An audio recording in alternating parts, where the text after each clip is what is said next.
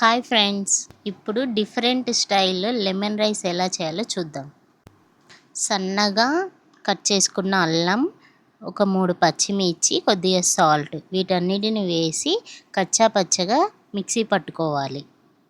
ఈ విధంగా కచ్చా పచ్చగా ఉండాలి. తర్వాత స్టవ్ ఆన్ చేసుకొని కడాయి పెట్టుకొని అందులో కాస్త ఆయిల్ వేసుకొని ఆవాలు, జీలకర్ర వేసుకొని వేయించుకోవాలి. ఇప్పుడు ఇందులో పల్లీలు వేసుకొని దోరగా వేయించుకోవాలి. కరివేపాకు ఆకులు వేసుకొని వేయించుకోవాలి. ఇప్పుడు మనం ముందుగా రెడీ చేసుకున్న అల్లం పచ్చిమిర్చి పేస్టును వేసుకొని కొద్దిగా పచ్చివాసన పోయే వరకు వేయించుకోవాలి. ఈ విధంగా వేయించుకున్న తర్వాత ఇందులో క్యారెట్ తురుము వేసుకొని లైట్గా వేయించుకోవాలి.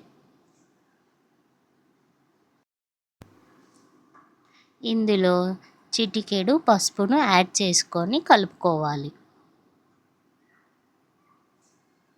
మనం ఎప్పుడూ తినే లెమన్ రైస్ కాకుండా ఇలా డిఫరెంట్గా ఒకసారి ట్రై చేస్తే చాలా బాగుంటుంది. తప్పకుండా ట్రై చేద్దాం. చివరిగా ఇందులో లెమన్ జ్యూస్ యాడ్ చేసుకోవాలి. లెమన్ వచ్చేసి మనం రైస్ ఎంత తీసుకుంటామో దాన్ని బట్టి లెమన్ యాడ్ చేసుకోండి. మనం ముందుగా రైస్ చేసి పెట్టుకుంటాం కదా, ఆ రైస్ని ఇందులో వేసుకొని కలుపుకోవాలి.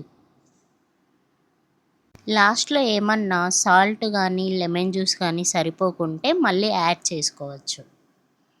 అంతే అండి, చాలా సింపుల్గా డిఫరెంట్గా ఈ లెమన్ రైస్ రెడీ. తప్పకుండా అందరూ ట్రై చేయండి.